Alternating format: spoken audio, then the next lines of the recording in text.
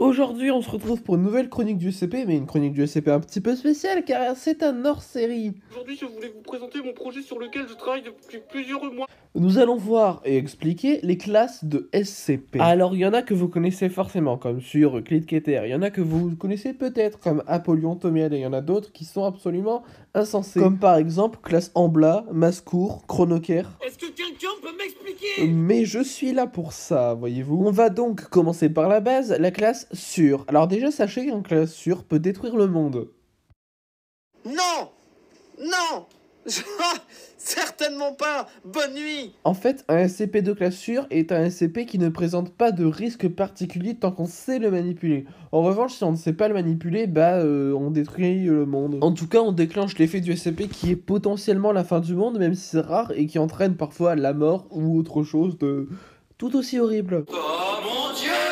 Comme exemple de SCP de classe sûre, on peut notamment citer SCP-524 qui est qui bouffe absolument tout. Encore SCP-063, la meilleure brosse à dents du monde. Oui, ça se prononce Z parce qu'il y a un seul S. Bref, c'est une brosse à dents qui pulvérise la matière non organique. Mais genre, ça l'atomise, quoi. Mais voilà, bref, peu importe. Passons ensuite à la classe Euclide, qui est certes assez dangereuse, qui est un peu imprévisible, mais qui ne présente pas des effets catastrophiques non plus. Déjà, faut comprendre que Euclide, c'est la classe un peu fourre-tout. Tu découvres un CP, tu le mets en Euclide directement, et ensuite il change au fur et à mesure. C'est également la classe qui a le plus de SCP tout court, le plus de SCP humanoïdes, en sachant que safe, il y en a très peu. En tant que SCP de classe Euclide, on peut notamment citer 052, train voyageant dans le temps, 053, la petite fille qui fait que tu veux la tuer au bout de 10 minutes, les très connus 049 et 173, et également plein d'autres. C'est vraiment une classe... Aux petits oignons, vraiment aux petits oignons. Pour finir, dans les trois classes principales, nous avons la classe Keter. La classe Keter, le principe, c'est que c'est extrêmement difficile à confiner,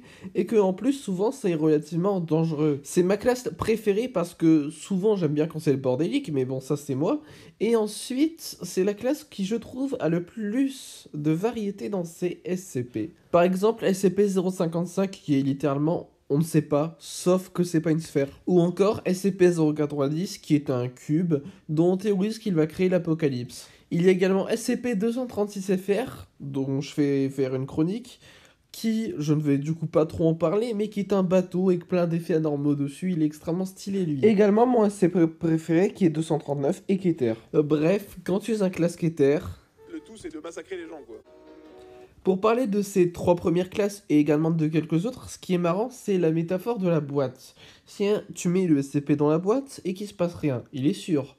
S'il se passe des trucs, mais que c'est safe, il est Euclide. S'il détruit la boîte, il est Keter.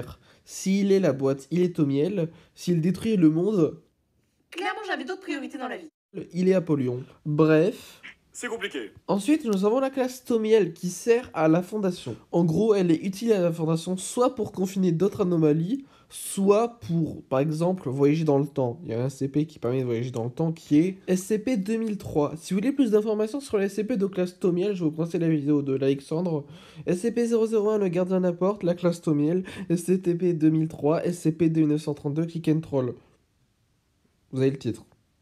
Et là déjà, tu commences à comprendre à quel point c'est chaud. Ensuite, nous avons la classe neutralisée, qui est un CP qui s'est fait neutraliser. Exemple, SCP-2265, se nommant Un dîner avec Andrew, qui était une boucle temporelle dans un restaurant avec un professeur du nom de Andrew et une autre, dont je ne me souviens plus le nom, mais c'est pas grave, qui, du coup, s'est arrêté à un moment, et du coup, le SCP a été classé comme neutralisé. Dans le même style, la classe expliquée est une classe où le SCP s'est fait expliquer par la science, du coup. Pour le coup, j'ai aucun exemple.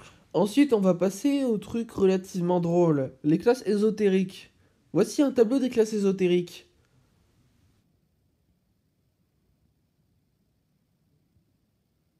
Mais foutez-nous la paix! Merde. Spoiler, on va pas parler de toutes les classes ésotériques. Cependant, je vais parler de certaines des classes ésotériques. Comme par exemple, Apollyon. Apollyon, c'est un peu le genre de SCP à dire... J'espère que vous êtes en train de cramer en enfer. Puis a commencé à ramener l'enfer sur la planète jusqu'à la détruire. C'est n'importe quoi. Oui, c'est le bordel. Pour le coup, il n'y a pas de définition précise de la classe Apollyon, mais les gens s'entendent à dire que c'est une entité qui est capable de absolument détruire la planète entière sans qu'on puisse l'arrêter. Par exemple, SCP-6000 dans sa dernière phase, Vous voyez ma chronique sur le sujet. SCP-2317 qui tombe sur la Terre, même si sa classification a changé. Vous souhaitez de mourir dans d'atroces souffrances. Ensuite, nous avons la classe Principalis, qui est une menace pour le personnel de la direction de la Fondation. En gros, ça en veut particulièrement au Conseil 5, et ce Conseil 5 c'est extrêmement compliqué parce que c'est 3 fois plus conséquent que ce tableau. Autre exemple, la classe Yemal est un ensemble complexe d'anomalies qui se confinent entre elles. La classe Ambla est une classe utile à la Fondation et qui crée d'autres objets SCP, c'est notamment le cas de SCP-001, le chemin en spirale. La classe Hera, quant à elle, est hostile mais hautement utile à la Fondation. Quant à la classe par exemple Nestache, c'est la Terre elle-même, plus spécifiquement sa capacité à héberger la vie. Dernier exemple, la classe Tiamat est l'inverse de la classe Apollyon, une menace immédiate pour l'humanité qui doit être arrêtée par tous les moyens possibles. Et bien voilà, j'espère que ce hors-série vous aura plu, il était quand même assez conséquent mais très fun à faire. N'hésitez pas à aller avoir une autre chronique ou à vous abonner. Peace.